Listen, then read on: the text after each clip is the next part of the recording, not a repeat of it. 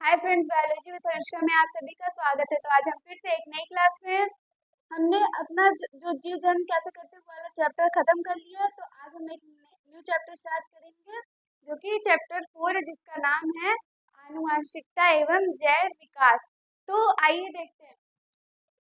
तो चैप्टर का नाम क्या है? आनुवंशिकता एवं जैव विकास। तो पहले हम इसका मतलब समझेंगे। तो जैव विकास का क्या मतलब है? जैव विकास यानी कि जीवों में होने वाला विकास, जीवों में विकास। और अब आनुवंशिकता का मतलब समझेंगे। तो आनुवंशिकता को जानने से पहले हम जानेंगे आनुवंशिक लक्षण को। किसको? आनुवंशिक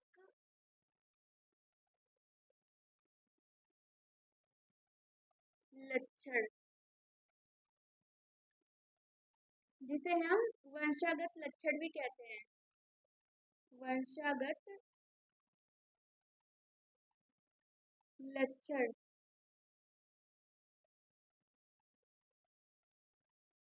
आनुवांशिक लक्षण या वंशागत लक्षण। तो ये क्या होते हैं? जैसे कि आप लोग हैं, आप लोग को कोई कुछ लक्षण होगा जिससे जो आपको अपने माता पिता से मिला होगा या फिर आपको अपने दादी दादा से या किसी और से मिला हो। तो वो क्या, एक जो लक्षण क्या है, पीढ़ी दर पीढ़ी वो आगे जा रही है। तो वो जो लक्षण जो अपने माता पिता से मिलते हैं या फिर दादी दादा से, तो वो लक्षण क्या होते हैं? उन्हें हम आनुवांशिक लक्षण कहते हैं। तो इसको लिखेंगे कैसे? वे लक्षण, वे लक्षण जो एक पीढ़ी से एक पीढ़ी से दूसरे पीढ़ी में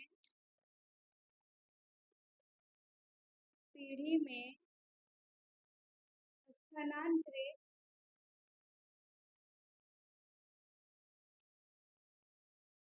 स्थानांतरित होता है,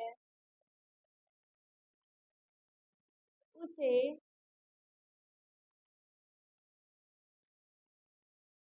आनुवंशिक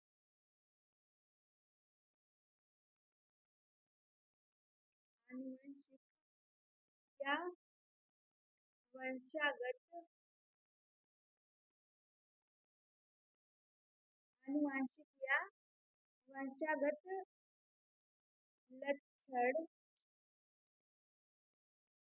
कहते हैं। कौन सा लक्षण? वे लक्षण जो एक पीढ़ी से यानी कि माता पिता से दूसरी पीढ़ी यानी कि उनके संतान में स्थानांतरित होता है, उसे हम क्या कहते हैं? आनुवंशिक या वंशागत लक्षण कहते हैं। अब क्या जानेंगे? आनुवंशिकता क्या है? क्या? आनुवंशिकता,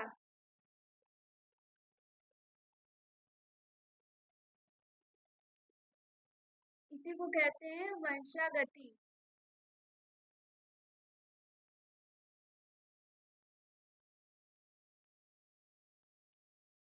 क्या? आनुवांशिकता या वंशागति। आनुवांशिकता को हम इंग्लिश में कहते हैं हेरिडिटी और वंशागति को हम कहते हैं इनहेरिटेंस।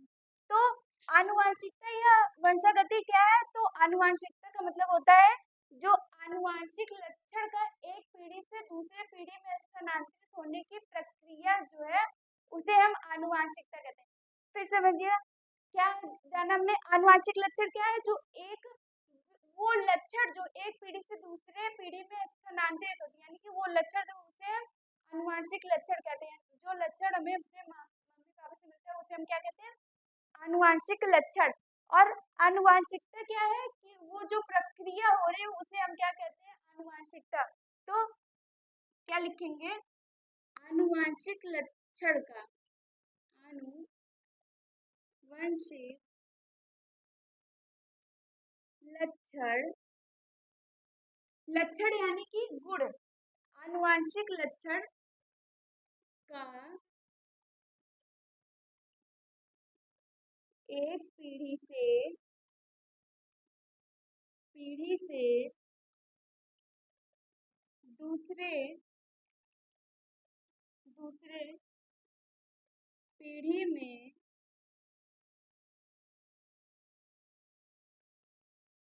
स्थानांतरित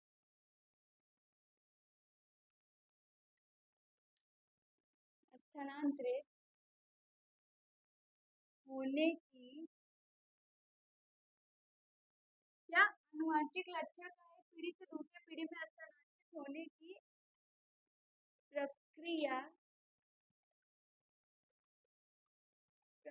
को क्या कहते हैं? आनुवंशिकता या वंशागति। आनुवंशिकता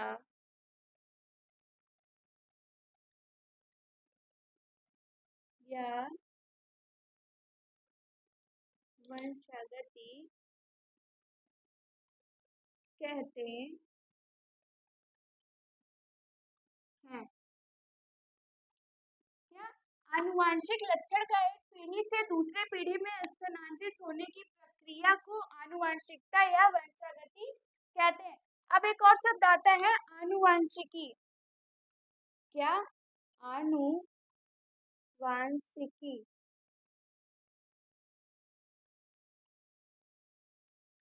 आनुवंशिकी जिसे हम इंग्लिश में कहते हैं जेनेटिक्स। तो आनुवंशिकी क्या है? आनुवंशिकी ये वो है जिसके अंतर्गत हम किसका अध्ययन करते हैं? आनुवंशिकता का अध्ययन करते हैं। तो आनुवंशिकी की परिभाषा हम लिखेंगे, विज्ञान की वह शाखा, विज्ञान की वह शाखा जिसके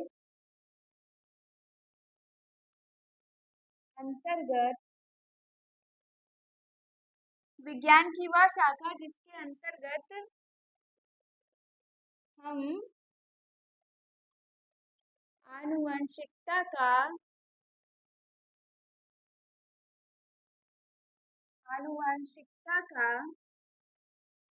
अध्ययन करते हैं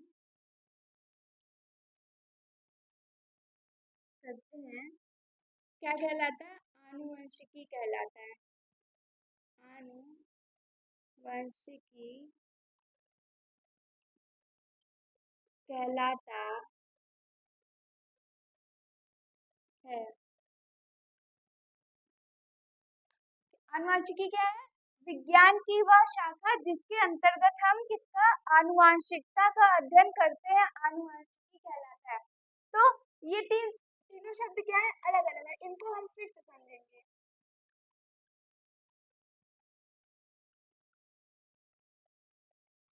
ठीक, पहले हमने क्या जाना? आनुवंशिक लक्षण क्या है? आनुवंशिक लक्षण क्या होता है कि जो एक पीढ़ी से दूसरे पीढ़ी में जाती है, यानी कि माता पिता से उसके संतति में जाती है। तो क्या हुआ? वो क्या हुआ? एक पीढ़ी से दूसरे पीढ़ी में स्थानांतरित हुआ। वो क्या है? लक्षण यानी कि गुण, जो गुण हमें अपने मम्मी पापा से मिलते हैं उसे हम क्या कहते हैं? आनुवंशिक लक्षण कहते हैं। और आनुवंशिकता क्या होता है कि जो लक्षणों का एक पीढ़ी से दूसरी पीढ़ी में स्थानांतरित होने की जो प्रक्रिया होती है उसे हम आनुवंशिकता कहते हैं। और आनुवंशिकी हम किसे कहते हैं? आनुवंशिकी विज्ञान की वह शाखा जिसके अंतर्गत हम किसका? आनुवंशिकता का अध्ययन करते हैं, उसे हम क्या कहते हैं? आनुवंशिकी कहते हैं। अब यहाँ पे हम जानेंगे विभिन्नताएं को। किसको? विभिन्नताएं।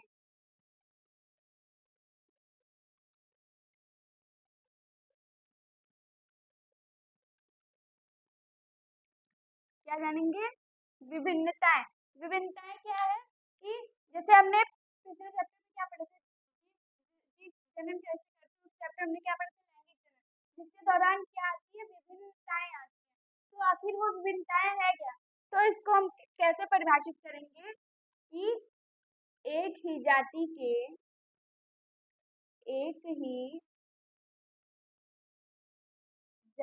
के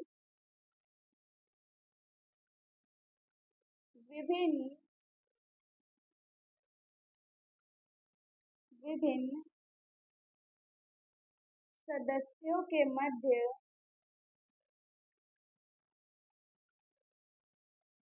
लक्षणों में लक्षणों में पाई जाने वाली पाई जाने वाली असमानताएं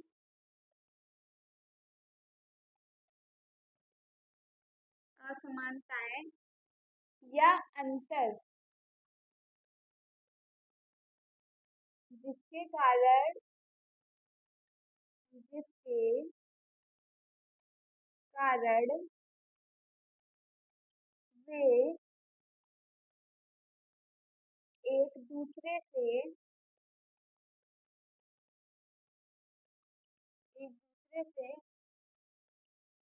अलग लगते हैं अलग लगते हैं क्या कहलाता है? विभिन्नताएं कहलाती विभिन्नताएं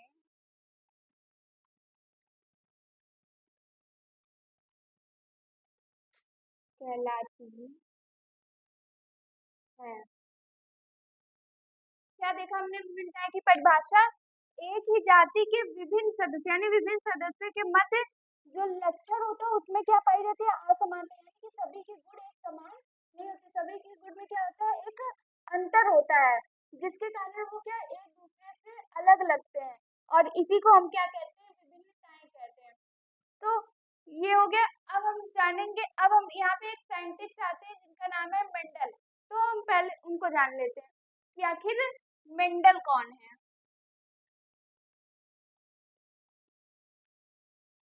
तो मेंडल कौन थे? मेंडल एक वैज्ञानिक थे। कौन थे? वैज्ञानिक। मेंडल एक वैज्ञानिक थे, और इनका पूरा नाम क्या है? मेंडल का पूरा नाम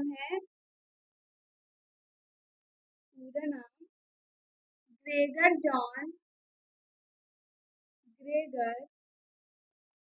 जॉन मेंडल।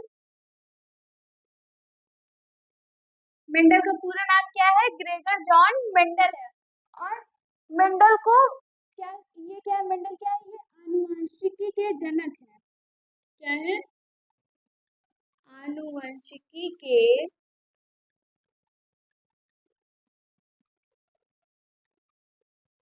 इन्हें क्या कहा जाता है? आनुवंशिकी के जनक कहा जाता है।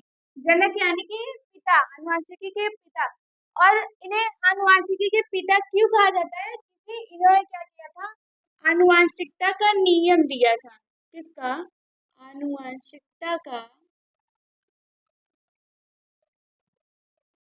आनुवंशिकता का क्या दिया था?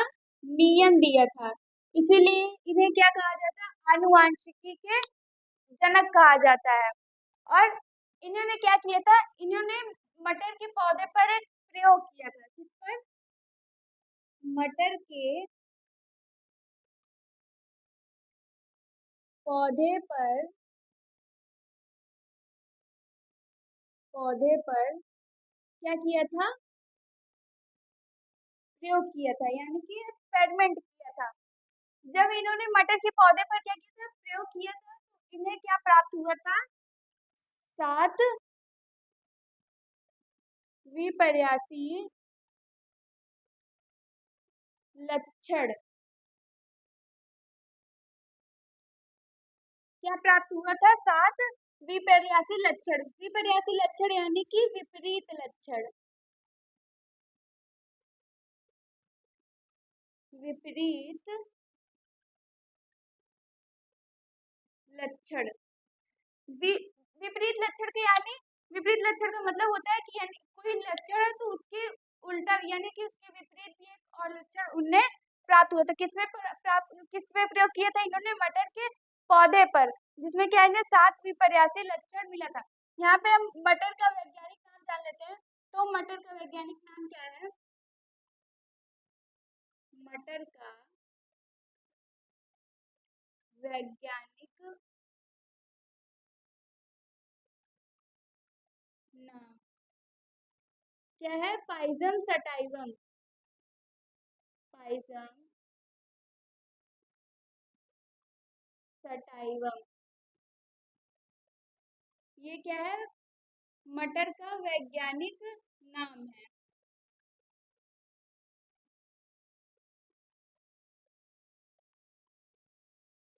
तो इन्होंने क्या किया था? मटर के पौधे पर प्रयोग किया था इन्होंने, लेकिन इनका जो प्रयोग है, इनका जो इसका सफल रहा कि ये क्या, जैसे इनकी मृत्यु हो गई थी तो उसके जब इन्होंने प्रयोग किया था 34 वर्ष बाद इनका जो, इनके मृत्यु के बाद इनका जो लक्षण सामने आया था वो कौन निकाला था? कोई और जब वैज्ञानिक देखे थे तब इनका जो प्रयोग था इसके बारे में पता चला था। तो इन्होंने विपर्यासी लक्षण देखे थे। कौन कौन से लक्षण देखे थे उनको अब हम उसको जानेंगे। इसके लिए हम एक क्या बनाएंगे? चार्ट बनाएंगे।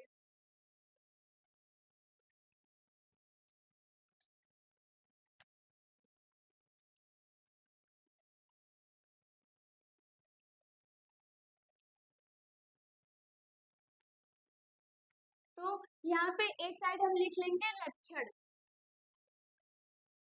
लक्षण या गुण। ठीक।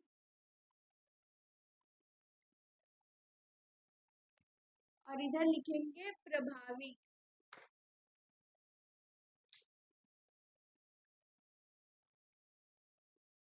और दूसरी साइड लिखेंगे अप्रभावी। अप्रभावी।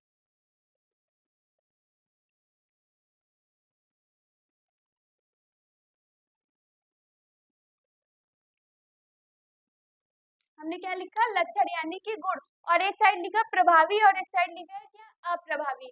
प्रभावी का मतलब ये क्या है? प्रभावी और प्रभावी एक लक्षण है। प्रभावी का क्या मतलब है? जो अपने आप को प्रकट कर लेते हैं, यानी कि जैसे कोई अगर दो चीज मिल रहा है तो उसमें जो चीज हम लोग को जो चीज दिखाई देगा वो क्या होता है? प्रभावी होता है। और जो नहीं दिखाई दे पाता वो क्या है? अप्रभावी होता है। तो इसमें पहला लक्षण क्या आता है? पहला आ जाता है बीज की आकृति। बीज की आकृति। बीज की आकृति क्या है? पहला लक्षण। तो बीज की आकृति क्या? प्रभावी वाले में क्या लिखेंगे? गोल। गोल लिखेंगे। और अप्रभावी में क्या लिखेंगे? झुर्रीदार। झुर्रीदार। फिर दूसरा लक्षण क्या आ जाता है? यहाँ पे विपरीत हुआ कि नहीं? एक गोल है तो दूसरा क्या हुआ? झुर्रीदार हुआ।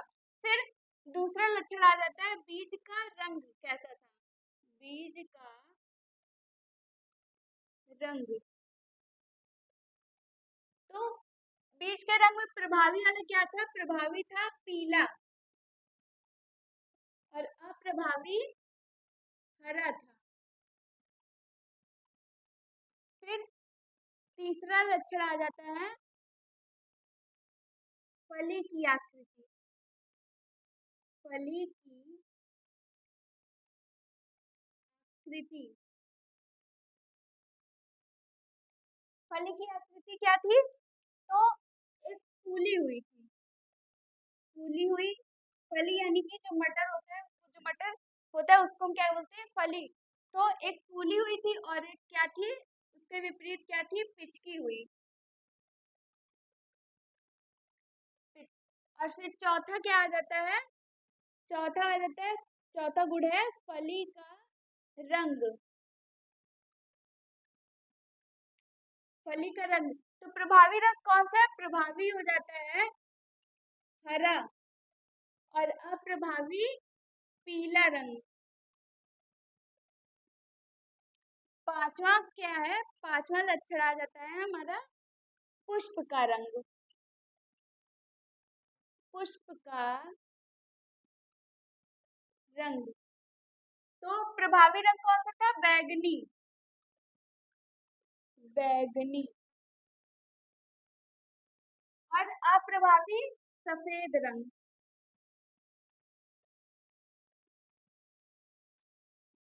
छठवां आ जाता है छठवां आ जाता है पौधे की लंबाई। पौधे की लंबाई। एक पौधा मिला था लंबा, तो दूसरा लंबा क्या है, प्रभावी है, और बौना क्या है, अप्रभावी। फिर सातवां लक्षण आ जाता है पुष्प की स्थिति। पुष्प की स्थिति। प्रभावी क्या था, कक्षस्थ, और अप्रभावी अग्रस्थ।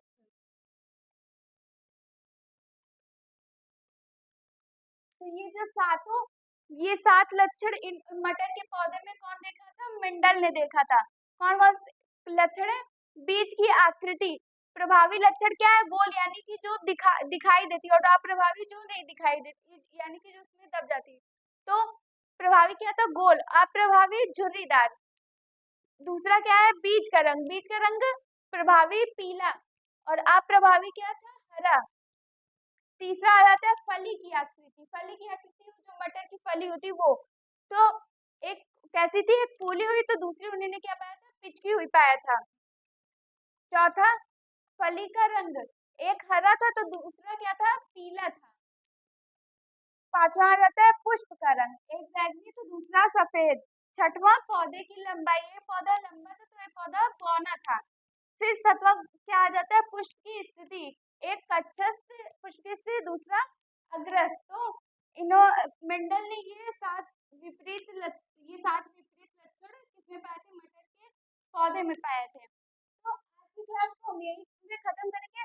अगली क्लास में हम क्या जानेंगे कि आखिर जो मेंडल थे उन्होंने मटर का ही पौधा क्यों चुना, और हम मेंडल ने क्या दिया था, आनुवांशिकता का नियम, जिसमें उन्होंने 3 नियम दिया था।